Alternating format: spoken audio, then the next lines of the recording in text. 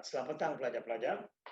Kita bertemu semula dalam bab acid base subjek kimia. Alright. Dan hari ini saya akan menumpukan perhatian kepada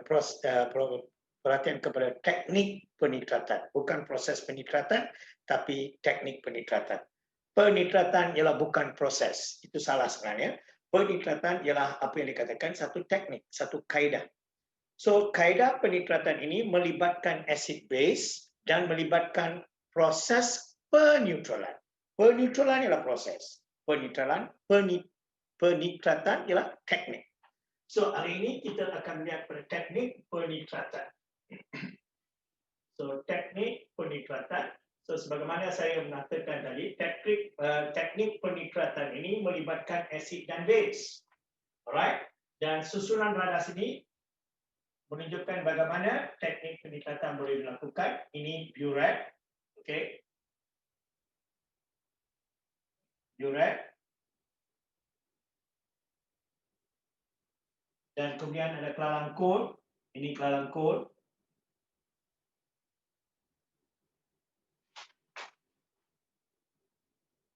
Ini lakaran yang ringkas. Menunjukkan susunan radas bagi melakukan teknik penitratan. Okey. So, biasanya dalam burette kita masukkan asid, tetapi sebenarnya asid boleh dimasukkan dalam kelalang kol dan what you call base boleh dimasukkan dalam ataupun alkali boleh dimasukkan dalam burette. Okey. Now, dan ini adalah kaki retort. So, kaki retort secara ringkas boleh ditandakan begini. Ini kaki retort. So, saya tidak melabel gambar raja di sini, tapi anda dalam SPM, setiap gambar raja yang dibekalkan mesti dilabel dengan lengkap. So, ini kaki retort, ini burette, yang ini acid. Ini acid, ini burette. Okey, ini kaki retort ya, kaki retort. Yang ini kelalang kol.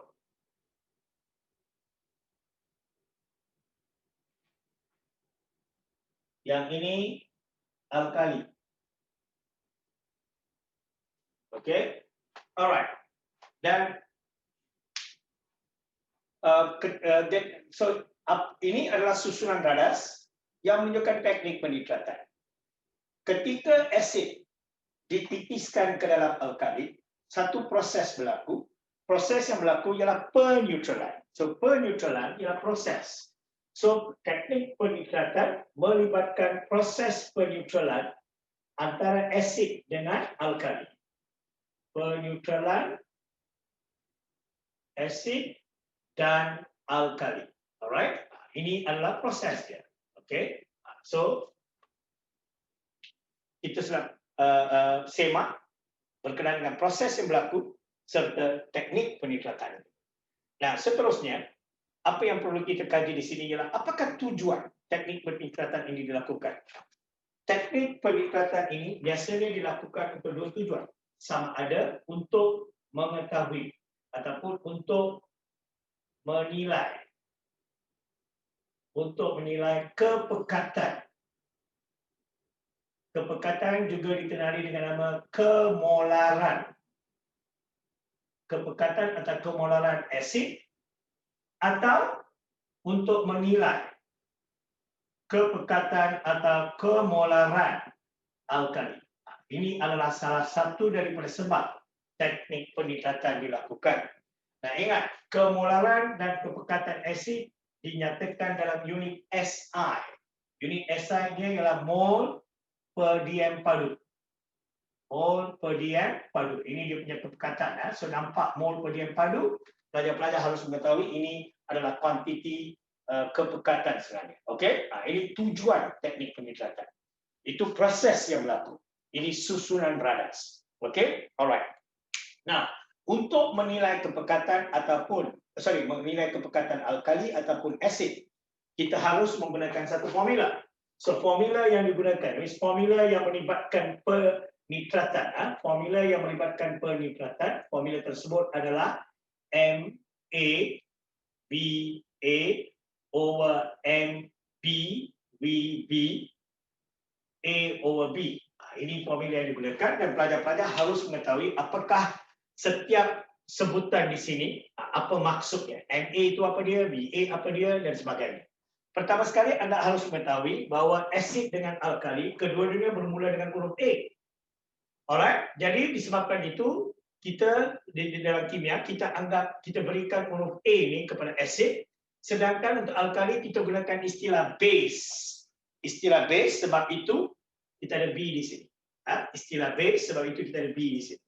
So, anda harus mengetahui itu. So, ini melibatkan base, iaitu alkali, dan ini melibatkan asid. Maka Na ialah kemolaran asid, Ba ialah isi pada asid yang terlibat dalam teknik peniklatan itu. Yang ini ialah kemolaran base, iaitu dalam kes ini, kemolaran base ini, itu berarti dia alkali sebenarnya.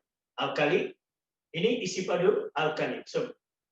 So isi padu alkali dalam kelangkul akan diketahui, akan diberi. So biar saya tetapkan ini 25 cm padu.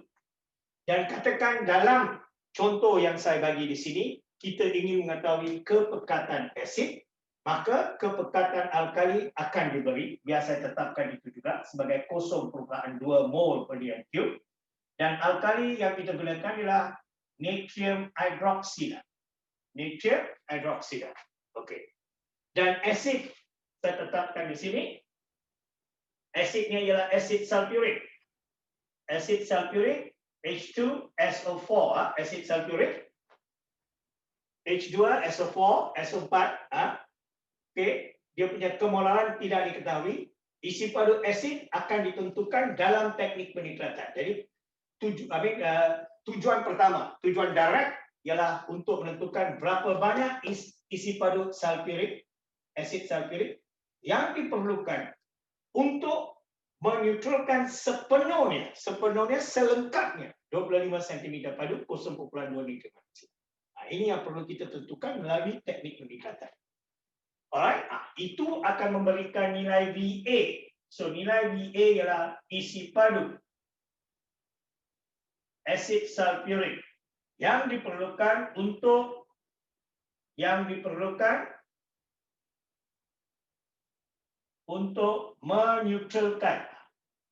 meneutralkan selengkapnya. Cara saya buat selengkapnya, alkali dalam kelangkul. Alkali dalam kelalangkul. Okey, kelalangkul. Itu dia. Alright? So that's it. So you already know apakah maksud Va ni. So Va ini dari mana kita memperoleh Va? Va ini diperoleh setelah kita melakukan teknik peniklatan. So yang ini diketahui, yang ini diketahui, yang ini hendak dicari, dan ini kita kena tentukan dalam proses peniklatan. Apa pula A dengan B ini? A dengan B ini adalah bilangan mol. Ini bilangan mol asid. Ini bilangan mol alkali yang terlibat dalam persamaan imbang. Persamaan imbang kimia, persamaan kimia yang imbang. Jadi kita perlu menulis persamaan kimia yang melibatkan asid dengan alkali ini. Daripada persamaan kimia yang imbang itu, kita akan memperoleh A dan B. So, biar saya tunjukkan itu. So, sekarang kita tuliskan persamaan yang imbang yang melibatkan asid sulfurik dengan natrium hydroxide. Kita akan peroleh N2SO4 H2. Ini air, ini yang tahu, ini adalah garam. Ini garam, ini alkali, ini asid. So, untuk mengimbangkannya, perlu masukkan 2 di situ, perlu masukkan 2 di situ. So, natrium hydroxide. So, natrium imbang 2, oksigen imbang, hidrogen pun imbang. Okay, and semua imbang. So, ini persamaan imbang. Dari persamaan imbang ini, kita melihat di bahagian kiri, di bahagian kiri. Okay, bukan di bahagian kanan. Di sini kita nampak nilai A, ini memberikan nilai A sebagai 1, ini memberikan nilai B sebagai 2. Inilah cara memperoleh A dan B. Maka nilai ini pun sudah diketahui. So, Setakat ni MA kena dicari, BA perlu diperoleh daripada teknik penitratan, MB sudah ternyata di sini 0.2, BB juga ternyata di situ sebagai 25, A kita sudah memperoleh daripada persamaan kimia yang imbang sebagai 1, B sebagai 2. So cuma perlu kita isi nilai ini dan kita boleh kira apakah kemularan kepekatan asid. Ini tujuan teknik penitratan dilakukan. Alright. Sekarang kita pergi kepada proses, alright, peneutralan yang berlaku di sini. Ketika asid dititiskan, pada awalnya katakan kita boleh menjangka untuk lebih kuranglah kita boleh menjangka kalau kita tahu informasi itu, iaitu untuk meneutralkan sebanyak ini alkali lebih kurang diperlukan katakanlah 15 cm padu asid. Kalaulah informasi itu ada pada kita, maka kita boleh menitiskan asid pada awalnya dengan laju, iaitu masukkan secara cepat lebih kurang 10 cm ke 11 cm ke 12, tapi jangan sampai 14. Lebih kurang katakan kalau 15 cm padu yang perlukan, lebih kurang 3-4 cm sebelum itu kita berhenti, tapi supaya kita dapat menjimatkan masa. Ini tujuannya untuk menjimatkan masa. Selepas kita menitiskan 10 cm padu ataupun 11 cm padu, lepas tu kita mesti menitiskan titik demi titik asid itu ke dalam alkali supaya tidak terlepas daripada titik peneutralan. Jangan terlepas, jangan terunjur daripada titik peneutralan tersebut. Kita mesti menepati ataupun kita mesti memperoleh tepat-tepat titik peneutralan. Jadi untuk itu langkah penitisan titik demi titik asid ke dalam alkali itu mesti diamalkan. Alright? Jadi itu satu kaedah yang perlu diteliti. Okey, so katakan itu sudah dilakukan dan kita menitis titik demi titik. So timbullah satu masalah. Masalahnya disebab kita perlu meneliti secara detail setiap peringkat teknik penitratan untuk memahami dengan sepenuhnya kenapakah kita perlu pelbagai struktur, kita perlu pelbagai komponen ketika melakukan teknik penitratan. So ini satu komponen yang saya ingin memberitahu kepada pelajar, iaitu komponen penunjuk. Kenapa komponen penunjuk perlu ketika melakukan proses penitratan? Itu yang saya ingin bincang di sini. So untuk itu kita membuat analisa. Analisa pertama, apakah warna asid sebenarnya? Bolehkah anda ataupun bolehkah pelajar memberitahu saya apakah warna asid sebenarnya? Semua asid tidak ada warna, tanpa warna. Jadi kita tak boleh nampak sebarang perubahan yang berlaku ketika proses peneutralan dari aspek asid. Bagaimana pula daripada aspek alkali pula?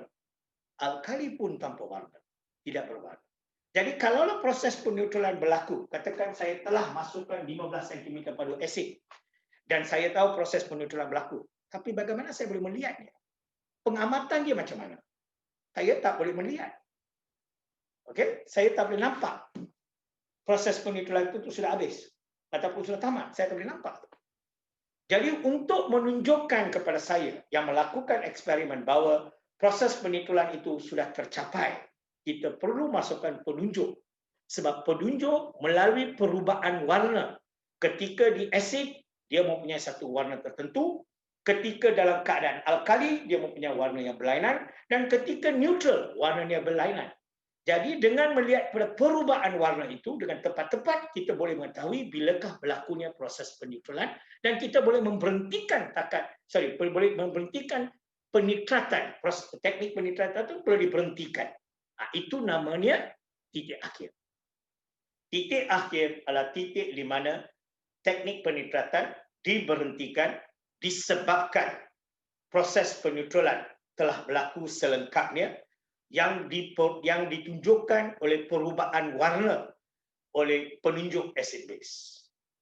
Okey, so perubahan warna yang dijangka melalui penunjuk acid base sudah diperolehi menandakan titik peneutralan tercapai. Dengan itu kita berhenti teknik penitratan supaya isi padu asid yang ditambah itu tidak terlunjur daripada nilai sebenarnya. Itu maksudnya. Sebab itulah penunjuk harus digunakan. Ada 3 penunjuk acid base yang biasa digunakan, sama ada penunjuk phenolphthalein, di mana dalam keadaan asid, phenolphthalein akan berwarna, akan menunjukkan warna tanpa warna. Dalam keadaan alkali, warnanya adalah merah jambu, dan dalam keadaan neutral, warnanya ialah merah jambu pudar, pale pink. Alright. Now, bagi penunjuk methyl jingga pula, dalam keadaan alkali, warnanya adalah kuning. Dalam keadaan asid, warnanya merah, dan dalam keadaan neutral, warnanya jingga. Sebab itu ia dikenali sebagai methyl jingga. Dan untuk penunjuk semesta pula, universal indicator, dalam keadaan asid berwarna merah, dalam keadaan alkali dia berwarna ungu, dan dalam keadaan neutral dia berwarna hijau. Okay, so sebenarnya kalau sebenarnya untuk mengingat warna-warna ini dengan lebih mudah, kita boleh menggunakan susunan warna mengikut B, I, B, G, Y, O, R. Bagaimana ini adalah susunan warna dalam 7 warna cahaya. Cahaya terdiri dari 7 warna. Okey, vibrio namanya. Ini juga warna yang kita nampak ketika pembentukan pelangi. Ini dalam bahagian fizik kamu akan pelajari ini. So you boleh gunakan susunan warna ini macam penunjuk semester, warna ungu di sini. Ini alkali, warna asid merah, tengah-tengah hijau. Ini neutral.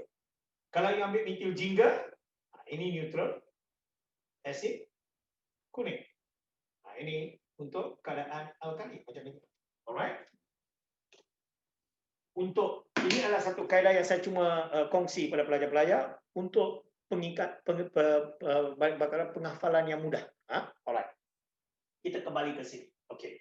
So now, biasanya penunjuk acid base yang popular digunakan untuk teknik peningkatan peringkat SPM ialah phenolphthalein. Nah, di dalam keadaan phenolphthalein ada satu masalah yang perlu pelajar teliti dan perlu pelajar faham macam mana mengatasinya dan kenapa ia begitu keadaannya. Nah, katakan dalam kes alkali, kita tambah phenolphthalein dengan alkali, warna awalnya adalah warna merah jambu. Okey, apabila asid dititiskan ke dalam alkali, sedikit demi sedikit peneutralan akan berlaku, sehingga bila secukup-cukupnya asid ditambahkan kepada alkali, keseluruhan peneutralan berlaku, peneutralan adalah lengkap, dan ketika peneutralan lengkap terjadi, warna merah jambu akan menjadi merah jambu pudar. Persoalan ditimbul sini ialah, adakah kita boleh membezakan di antara warna merah jambu dengan warna merah jambu pudar? Untuk setengah orang, apabila dikatakan itu adalah merah jambu pudar, yang lain pula mengatakan belum sampai pada merah jambu pudar. Dia bukan merah jambu pudar, belum lagi. Jadi ini akan menimbulkan situasi di mana ada pelajar yang mengatakan titik peneutralan sudah tercapai kerana untuk dia warna merah jambu pudar itu memang merah jambu pudar. Ada pula yang akan mengatakan belum, masih kelihatan merah jambu sebab warna ini ialah satu subjektif sebenarnya. Sebab merah jambu pudar dengan merah jambu perbezaannya tidak begitu jelas. Untuk menyingkirkan sangkalan yang sedemikian, maka di kimia kita tetapkan jangan ambil merah jambu pudar, akan menimbulkan kekeliruan, maka kita ambil pula tanpa warna. Ketika munculnya, pertama-pertama munculnya keadaan tanpa warna, berhenti. Sebab itu, titik akhir ataupun pada titik akhir perubahan warna ketika menjalankan teknik penitratan ialah daripada keadaan merah jambu kepada tanpa warna. Merah jambu kepada tanpa warna. Dan bukannya merah jambu kepada merah jambu pudar yang sepatutnya. Sebab merah jambu pudar dengan merah jambu tidak dapat dibezakan dengan jelasnya. Maka kita ambil sebagai perubahan warna ketika titik akhir adalah daripada merah jambu kepada tanpa warna. Tapi sebaliknya, jika dalam kelalang kol adalah asid, katakan dalam kelalang kol kita masukkan asid, dan dalam buret pula alkali, dan kita menitratkan alkali ke dalam asid. Alright, so di sini warna awal adalah tanpa warna. Kali ini muncul merah jambu pudar itu boleh dinampak dengan jelas. Di sini tak ada kekeliruan. So, kalaulah katakan kita masukkan, kita tipiskan ataupun kita titratkan alkali ke dalam asid, titik akhir adalah dari tanpa warna kepada merah jambu pudar. Tapi kalau sebaliknya, kita titiskan asid ke dalam alkali, titik akhir tercapai apabila perubahan warna adalah dari merah jambu kepada tanpa warna. Tolong pelajar teliti dan fahami konsep kimia di sebaliknya. So kadang-kadang sedikit perubahan ataupun sedikit adjustment perlu dilakukan untuk menerima ataupun untuk menyingkirkan kekeliruan yang timbul ketika melakukan teknik penitratan. Okay, alright. Okay, so now kita kembali kepada proses pengiraan pula. So katakanlah isi padu asid yang ditambah secukup-cukupnya untuk melengkapkan peneutralan 25 cm padu, 0.2 mol bagian padu natrium hidroksida ialah 15 cm padu. 15 cm. That means VA ni 15 cm padu. Sekarang kita masukkan nilai itu, MA 15 cm padu, 0.2, 25, 2. Dan kita darab silang.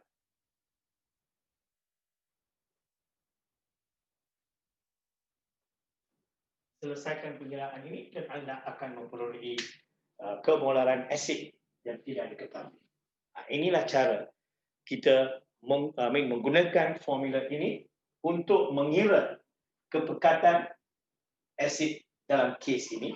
Dan formula yang sama boleh juga digunakan untuk mengira kepekatan alkali. Cuma kita tukar juga dia punya subjek mana yang kita nak cari. Okey,